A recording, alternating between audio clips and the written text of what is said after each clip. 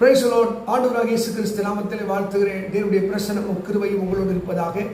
அருமையானவர்களே, யோவான் சுவிசேஷம் 8ஆம் அதிகாரம் 36ஆம் வசனம், சத்திய தெரிவிகள் சத்தியம் உங்களை விடுதலையாக்கும். சத்தியபரனாக தேவனை நீங்கள் அறிந்து கொள்வது, குமாரன் உங்களை விடுதலையாக்கினார்.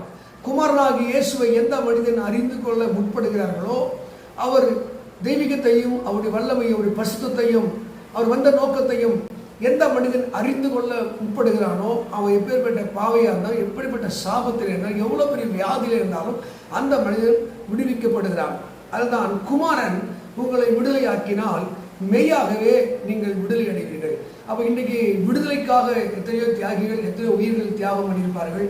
அந்த விடுதலை கிடைக்காம கூட போயிருக்கும். ஆனால் மனு மக்களை மீட்பதற்கு பரலோக மேன்மை விட்டு இறங்கி வந்து அவருடைய ஆத்மாவில் இருக்கிற சாபங்கள் செத்து போன அந்த ஆத்மாவை உயிர்ப்பிக்கும்படி மரணத்தை பரிகரித்து மனிதர் வாழ வேண்டும் என்பதற்காக அவர் பரலோக மேன்மையை தொடர்ந்து மக்களுடைய ஜீவனை அவர் காப்பாற்ற தன் ஜீவனை கொடுத்து சாபத்திலிருந்து பாவத்திலிருந்து அவர்களை விடுதலை செய்ய அந்த தேவனை எந்த ஒரு மனிதன் அறிகிறானோ அவன் மெய்யாகவே விடுவிக்கப்படுகிறான். அதுதான் யோவான் 8ஆம் அதிகாரம் 32ஆம் வசனம், சத்திய தெரிவிகள் சத்தியம் உங்களை விடுதலையை. அப்போ சத்தியம் எப்போ விடுதலை செய்யணும்? அந்த சத்தியபரனாகிய தேவனை ஒரு மனிதன் அறிந்து கொள்ளும் போது அவன் எப்பேற்பட்ட பாவியாக இருந்தாலும் அந்த பாவத்திலிருந்து அவன் விடுவிக்கப்படுகிறான். அது மாத்திரல்ல, அவர் மனிதனை மீட்பதற்கு கிருபாதார பலியாக தன் ரத்தத்தையே சிந்தினார். இதுதான் சகரியா 9ஆம் அதிகாரம் 11ஆம் வசனம், தன்னுடைய உடன்படிக்கை ரத்தத்தினாலே அவர் நம்மை விடுதலை செய்தார். உடன்படிக்கை ரத்தம் என்ன? ஆட்டு இளங்காலை ரத்தத்தினாலே உண்டாகிற விடுதலை இல்லாமல் தான் தூய ரத்தத்தை சிந்தி 1 பேதுரு 1:19 சொல்கிறார் அந்த ரத்தத்தின் சிறப்பு.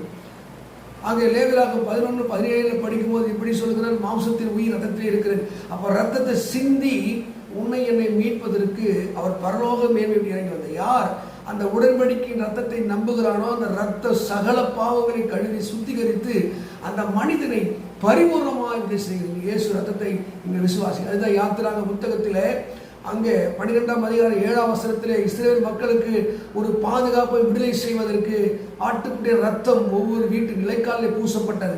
இயேசு ரத்தம் யாரெல்லாம் பூசப்படுதோ அந்த ரத்தத்தை யாரெல்லாம் நம்புகிறார்களோ அவர்கள் 4 தலைமுறை சாபத்திலிருந்து அவர்கள் காப்பாற்றப்படுகிறார், விடுவிக்கப்படுகிறார். அதனால்தான் என் உடன்படிக்கை ரத்தத்தினாலே நான் அவர்களை விடுதலை செய்வேன். அப்போ ஆண்டவர் அது மாத்திரம் இல்லை, ஒரு தூய ஆவியை அவர்கள் தருகிறார். என்றைக்கு அவரோடு தங்கியிருக்க சத்திய ஆவியானவர் இந்த சரீரத்திலே இருக்கிற அந்த பழக்க வழக்கங்கள், குடி, விபச்சாரம், திருட்டு, பொய், இதிலிருந்து அவர்கள் விடுவிக்கிறார்.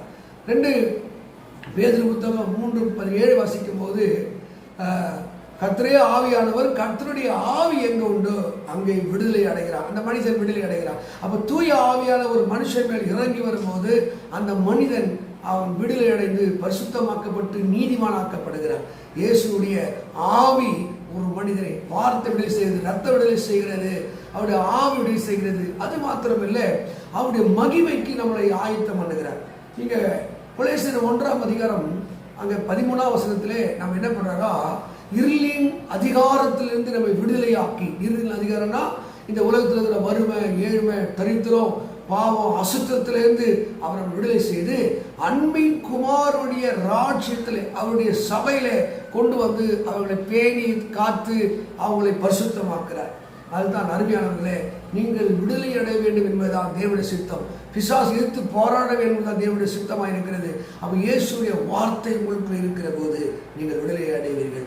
ஆவியாருடைய அந்த வல்லமை உங்களுக்குள் இருக்கும்போது விடுதலை அடைவீர்கள். அது மாத்திரம் இயேசப்பாவுடைய ரத்தம் நீங்கள் நம்பி பாருங்கள். ஆட்டு கடா இளங்காலை ரத்தம் செய்ய முடியாது.